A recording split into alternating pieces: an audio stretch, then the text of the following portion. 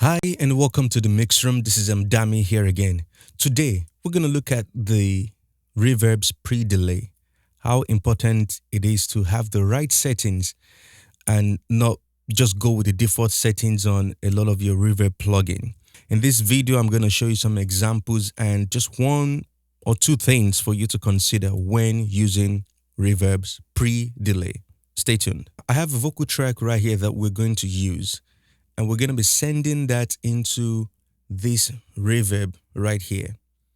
And as you can see, by default here, it's 20 milliseconds. That's what the manufacturer set this plugin pre-delay to be at. And also the decay is at 4 seconds. I'm going to play this vocal and then we're going to decide what type of reverb or mode we want to use. All right, let's go.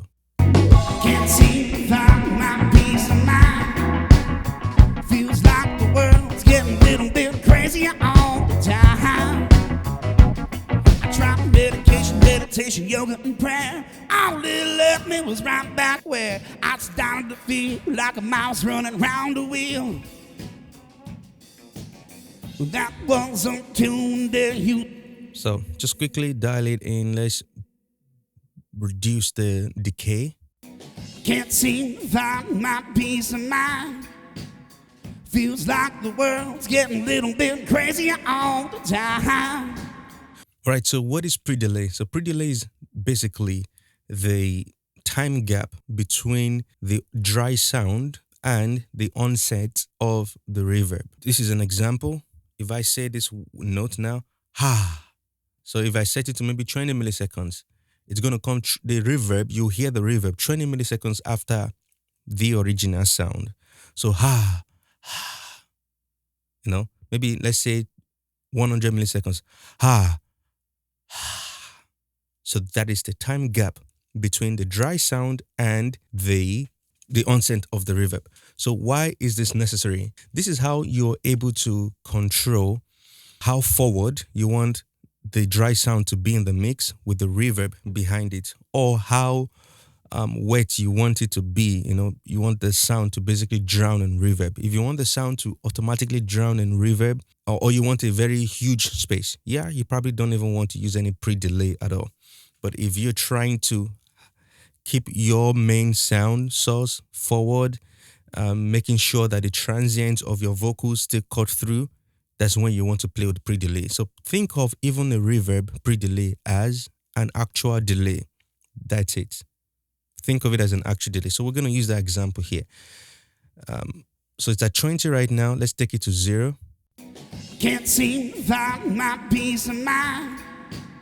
Feels like the world's getting a little bit crazy all the time. I'm going to go to about 100. So you can hear the difference quickly and easily. Can't seem to find my peace of mind. Feels like the world's getting a little bit crazy all the time. I tried meditation, yoga, and prayer. All it left me was right back where I started to feel like a mouse running round the wheel. That was untuned there, you see. I'm gonna solo this part right here. That was untuned there, you see. Let's use 0. That was untuned there, you see. That was untuned there, you see. So as you can hear, right, from that example, that when I increase the pre-delay to like 175, 100, it allows the transient of the vocals come through before the reverb actually came in. So in essence, right, now the reverb is acting as a delay in the song. So this would help you, especially in dense mixes where there's so much going on, so much instrumental reverbs on there, but you still want to make the vocal come forward. So don't always stick, with the what's it called now? The default setting on the pre-delay on the reverb. If you play it, it sounds good to you. Okay, fine, move on. But keep in mind too that, what is my intention for this song? So let's kind of dial in what I think might be good for this song. I'm gonna go back to vintage here. Maybe I'll switch to. I'll reduce the time a little bit. That was a tune there you see. That was a tune there you see. That was a tune there you see. That was a tune there you see. Because sometimes your predelator can be time dependent. That was a tune there you see. I kind of like this. I'm gonna turn it down. That was a tune there you see. Play this in this track. Like a mouse running round the wheel. That was a tune there you see. My spirit animal appeared to rescue me. When it ain't no joke, you a cloud of smoke. He hot right out, and every word I spoke rang true to my soul, made my broken heart feel whole. My name is King. I'm a kangaroo who sees through. Tell me all that troubles you, and I know that we can surely kick them loose. Just call me kangaroo. I'm a supernatural, my superhero, that's true. So pack your bag, lace up your shoes. We'll go hopping around from Maine to Timbuktu. Okay. Can't seem to find my peace of mind. Feels like the world's getting a little bit crazy all the time. I kind of like I that. tried meditation, yoga, and prayer. All it left me was right back where I started to feel like a mouse running round the wheel. That was a tune there you see. Okay, good. Let's try this on a snare drum as well. We're gonna use the same reverb. So we can try it on the snare top. So I'm gonna push it right here. Now, for snare drums, right? So good example. How should you approach reverb pre-delay? See, on a vocal using a high pre-delay sounds good, sounds okay, because it's a vocal track. It's very dynamic. It moves. It's rhythmic to some extent, but it's not a rhythmic instrument, right? And you can can be a little bit off, so you can play around with the pre-delay time on your reverb to make your vocal come forward. Same thing you can do with instrument like the snare drum, but the snare drum you have to be very careful. The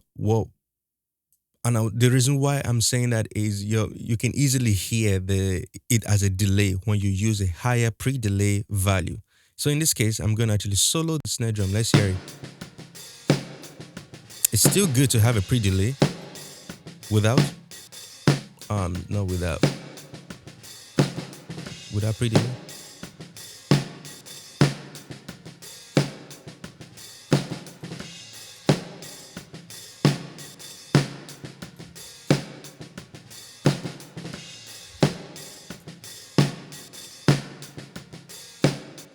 So as you can hear, when I have zero pre-delay in there, it smears the snare drum. It's losing, it just smears the dry sound. Of course, I'm using a lot of reverb right now. Some songs actually require that, and that would work.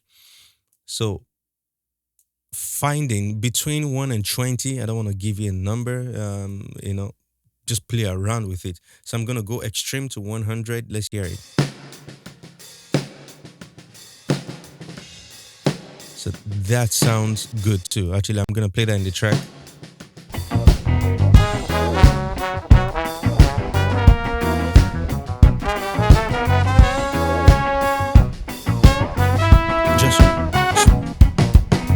Can't seem to find my peace of mind. Feels like the world's getting a little bit crazy all the time. I tried meditation, yoga, and prayer. All it left me running round the wheel. That one's on tune that you see. My spirit animal appeared to rescue me.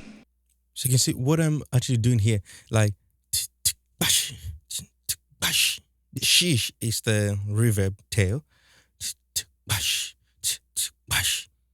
So that can be a feel.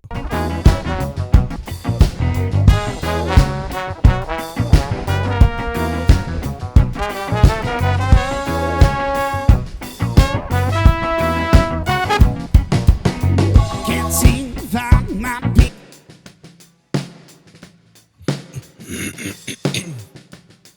Let me exaggerate this so you can see what an extreme pre-delay will sound like. Could that be a feel you want?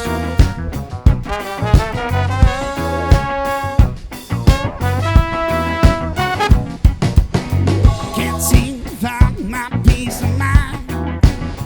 Feels like the world's getting a little bit crazy all the time. I tried meditation, yoga, and prayer. All it left me was right back where I started to feel like a mouse running round the wheel. That one's on tune that you see. Yeah, so that pre-delay, like 30, sounds good on the snare drum. While on vocals, we could basically use a little bit higher. 30 sounds good too, but even higher could work good on the vocal that we use. So I hope this was really helpful to you understanding the essence of a pre-delay on individual tracks. Stay tuned and I'll be dropping more video for you. Bye. And don't forget to subscribe. Okay. Thank you. Bye-bye.